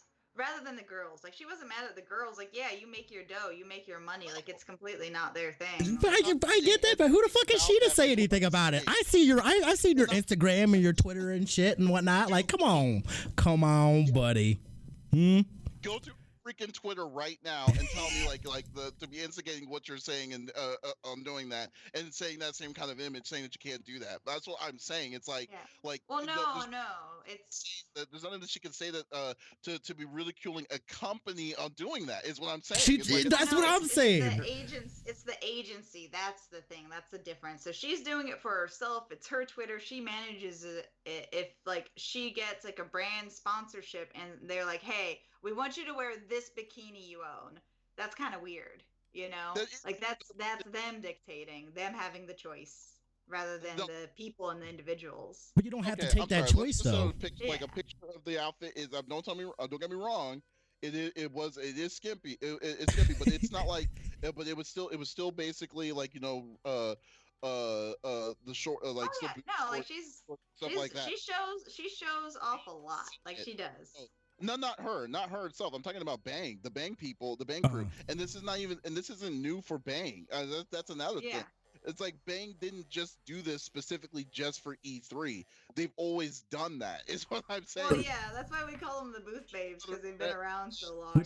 For other events and stuff like that, and then yet to tell now a person that does that to tell that company that kind of stuff is not right, is what I'm saying. It's like you're saying that, like, I mean, it's like I would not. Like, I wouldn't be like, I can't be the person to be saying to tell this person to shut it down, even if it's the same kind of thing that I do. I think that's kind of wrong, is what I'm saying. I somewhat disagree, because I don't think that it's made a huge difference one way or the other for the companies, no matter how they dress. And I think there's other ways to fix it. You have both dudes and girls. Like that's an easy way to fix it. Just let there just be sexy people for everyone. Yeah. I think that's the best way to do it. But the booth babe thing, I get it, because it's like it's somebody else telling you what to wear rather than you being your own boss. So she's her own boss, for example. But it's, a company saying, like, here, you have to wear this thing. And lots of people do have uniforms, but uniforms are usually not bikinis. Oh, hold on, real quick. So, well, first off, they weren't bikini, and secondly, there were dudes that were there that were mixed that was mixed in. there were both So dudes. I don't know what her complaint would be at that point, because there were guys and girls there. Then I disagree. I think that's not a good thing to complain about. Then Right. if there were also guys there, like. So I think it's still kind of weird for companies to want to hire people to be like the sexy people, but I'm in the entertainment industry, so I'm just physically experiencing it a lot myself, where I'm casting people like that, where it's like, I Exactly, have to see what you Tash. look like without a shirt on. Do that, please. So, this is uncomfortable. Because, like I said, at the end of the day, women should be able to go from t-shirt and jeans, but turn around and cosplay, and it should be okay. It's my body. I agree with that wholeheartedly. Yeah. Again, I mean, you come out here. I live out here in Vegas, right? So down at the day clubs and shit like that, that's women. Their uniform are bikinis. Now you're saying then, you know what I mean? It's like that's part of the gig. That's part of the shit. You can either take it or you can't take it. But I'm not gonna. I mean, again, I would feel like I would be a hypocrite saying, well, that's bullshit. You shouldn't. You know, they need to be fully clothed or whatever. Again, to me, it just seems like people just jump on this shit just to jump on it. You know what I mean? Oh, well, women and again, and let's not forget too. You know, this is the same thing with the. You know, she had done the bully hunter stuff. I feel like she's trying to create, and don't get me wrong, I have hung out in her streams and stuff like that. I enjoy her. I think she's good people. But it's just weird because it seems like she's trying to grab onto this. I'm here to protect women's bodies and this and that, and it's like you don't have to. Like, it seems like she's trying to go out of her way to do that, where it's not necessary, I guess. Or maybe, and you can say like, hey, in places that it doesn't need to be highlighted. And I think, like, if you're describing this as like a booth that had guys and girls, then automatically that's something that does not need to be highlighted. I think it's fine to like poke fun of like the olden days where it was literally just only girls, and Right. all the companies had them, and like there was Yeah. nothing else. Like I watched a video funny the other day. It was a Philip DeFranco video of like all of the history of esports, and they were showing like the first MLG and like the most recent MLG, and the first one had like booth babes like giving them like the giant check that they won $1,000 for the biggest tournament ever Ring back in girls. the day. And so it's just funny, like we have come such a long way, and I think it can be silly to highlight the areas where we're basically for the most part already progressed past. right. You know, like it's not, booth babes isn't a huge issue. Like there's as long as like everyone's happy doing it and nobody's uncomfortable and everyone was like upfront, like, hey, this is what you're signing up for. It's gonna be you're wearing this thing or you're naked or whatever. As long as it's all consenting, it's Right. cool. Even though it's kind of weird that like a company's asking for this, it's still fine as long as you're just upfront about it. Like, you know, you're not gonna get hired for it and then like, hey, that's your outfit, surprise. That would be uncomfortable and not okay, but I'm sure they absolutely are like, these are what our girls and guys are wearing. Are you comfortable being, you know, shirtless all day? And everyone that's getting hired, I hope, is saying enthusiastically, heck yeah. Right. You know? What's funny to me is just like you know what, like this is the bang if that's the case, then it's gonna then you would have to have a problem with the dancers that they get like for the after parties or let alone like the Twitch parties at TwitchCon. Dude, did you go to any of the parties at TwitchCon last year? Oh yeah. Yeah. So like to say that like, I mean, and that's hired help. Like, Yeah. like to say that like, dude, that you would have a problem with these kind of things because they know, because what's to Smitty's point, sex does sell, but at the same time, it's like, it's out there. Oh, the one thing it says, instead of shaming them about saying that because they're dressed up the way that they're dressed up, or a company is hiring these dancers to be doing this, then yeah. But then at the same time, you can't turn around and be posting and saying this nonsense, and you're at an IGN party with a freaking see-through pants, and then like and that's exactly what happened. Like, you pick up she them has like pants. see-through pants when you're wearing a onesie on and stuff like that, and then yet you're the one saying like, oh, I can't believe they're objectifying women.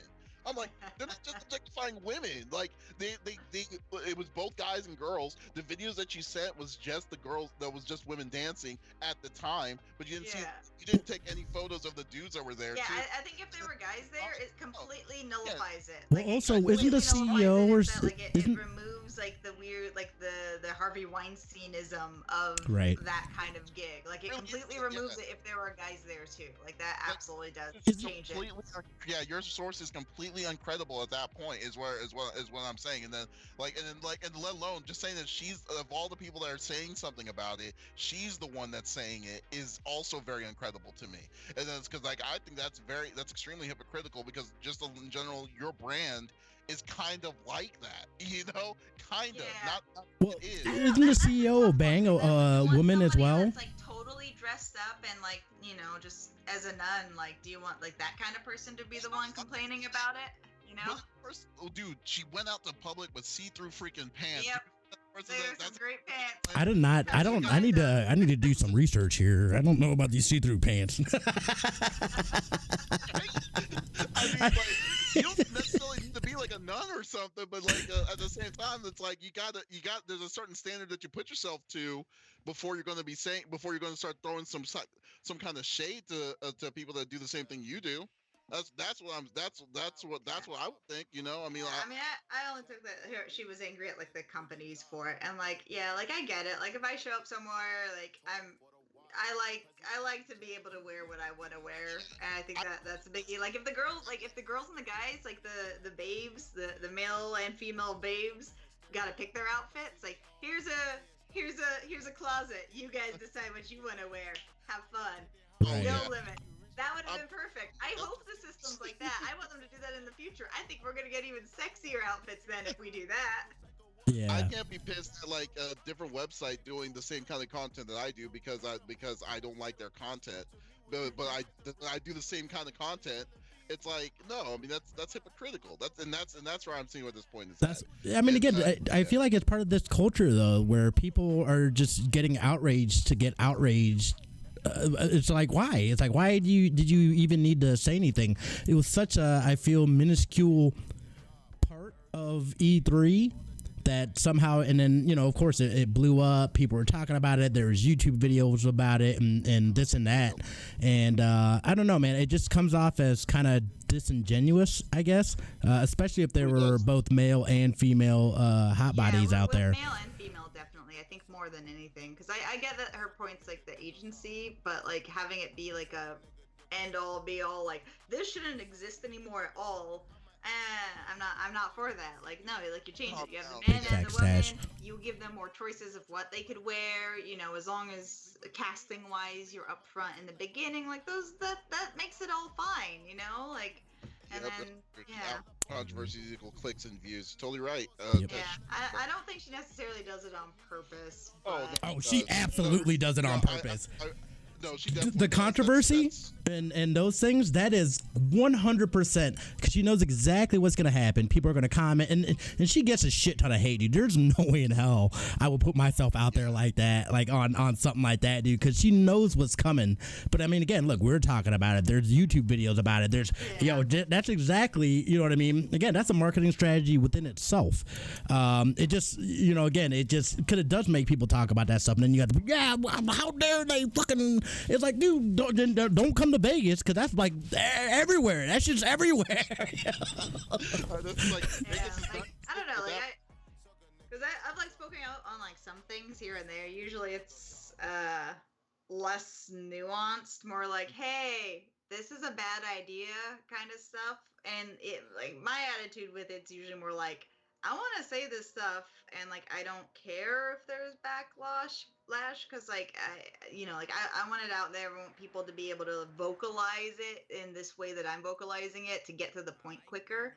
So in that way, like I don't know. I don't get the sense that she does it, specifically for that, because I think we would be seeing a lot more, because she is very active on social media. I think there is so much in life to complain about. So she would. You could just do it endlessly, like have like a huge controversial hot take every single day, like I think there are some people that do it on purpose. And I don't know, hers is pretty directed though. Like I feel like I could tell you what her like her demographic for who she's reaching as far as with that stuff. It just felt like I don't know. It just felt like it wasn't something that was really necessary. Stu Jersey says sex will always sell. It's okay as long as nobody did anything against their will. I lived in Miami for a bit, so maybe my view is a bit distorted. I'm all for women's rights, though. She probably means well, but just didn't put enough thought into it before bashing her or blasting her message to the world. I agree with that 100%. I think you can do that, but yeah, you know, because I'm not saying that what she did was wrong or anything like that. Absolutely. You know what I mean? And that stuff very much does exist. It just, you know, it just came off, I guess, just for me anyway, it came off kind of disingenuous. And it was just like, I mean, you probably could have just not said anything about it. Out of all the people at E3 and all the stuff, that's the, you know, the biggest thing that you know, I don't know. I wasn't really feeling it, I guess. That's a weird one to complain about. Like, I think it would have been better framed in like a, hey guys, remember how dumb, you know, booth babes, that whole thing used to be? And isn't it cool that we're not seeing them everywhere now? And like, there's dudes that are doing it, and it's, you know, not with every booth when there's a game that's not even like sexy games. Like, I think that would have been a much better way to go about it and, like, make fun of the booth babe thing. Like, the topic's kind of dead. Like, it's not really a thing. I didn't even know that was a topic until then. I had no idea. Like, I had seen them, and I never really, I guess I just don't ever really think about that stuff. I understood why they would do it. Hey, gets people over, gets the dudes to come over, and... Could it possibly be, like, well, I don't know necessarily with boot babes itself, because boot babes... for E3 was mostly, could it be in the fact that the accessibility of E3 when boot babes were active was because was mostly to a point of attracting new business to their booths specifically, you know what I mean? Right. Like not necessarily I mean, not necessarily specifically like saying, because like, you know, nowadays it's like how it's accessible to full public, and you can't control that kind of level of, like, you know, flow towards that. I'm just, I mean, is it possible that it's that it's just because that they don't want to deal, like, I mean, they don't, that the level of accessibility is now a lot bigger, or I mean, I don't know. You mean like for why the companies aren't really using them anymore in the same ways? Yeah, because like I think just video gaming, like, in general, has just grown, and we've made progress. So now that I think it, you know, like we just made progress. So now it's, you know, booth. I don't know. I mean, men and women babes. Like, there's just less of them. Like, they're using other things to sell the games. Right. They're seeing that it's not literally only teenage boys that play video games. And they're kind of expanding and realizing like their demographics are more diverse, and so they're just, you know, like, they're doing the Disney thing and being more appropriate to bigger groups of people. So, like, I think it's that, because I think that'd be really weird. Like, hey, look at this, like, sexy girl who has nothing to do with the video game. Come talk to us. To a company is not the but it totally, I mean, it totally, look at NAB, man. It's a bunch of nerds. You know, you throw a good-looking woman up there, and all of a sudden, the booth is just stacked with people that don't even give a shit. I don't even know what the hell they're selling. I'm just here to look. You know what I mean? It's like again, I get why they're, yeah. It's like, I understand why they do it. I'm glad that they're, you know what I mean, because they don't need that kind of stuff to sell that stuff. But I understand why they were doing it. You know? Yeah. They got other things. Like, yeah, sex can sell, so have it, you know, put it in the game some, you know, here and there. Like, it's yeah, I'm glad. Like, I think it was a weird thing. I don't think it's a hot button topic now, so it's a super weird one to bring up. Like, cool, okay. Some people had some booth babes that also had guys. Yeah, they're also guys. Like, that totally eliminates it, because it was all, like, the whole idea is, like, I mean, especially, it's more like, I think more of like an entertainment industry idea, so much than just like a weird booth babe gaming thing. But is that, like, for casting or for like hiring for crews, like, there's a whole idea that, like, basically, like, sexism comes down to, like, women aren't useful except for sex, and so, like, if you're not sexy, you got no use. And so that's basically, like, what, like, just sexism is. So when, like, you got girls that are booth babes and, like, nobody on, like, the production team talking about the game, like, it was a bad look back in the day. It's not like that as badly as anymore. And at least the booth babe stuff has taken a far back seat. Right. I'm sorry, I have to head out. So I'm definitely have to drop off. Sorry, this is an interesting conversation. Yeah, for So, sure. Saves. yeah. All right, guys. Well, I'll talk to y'all later. So y'all take it easy. All right. Have a Yeah, good it's night. awesome, Have a great man. weekend, guys. Appreciate it.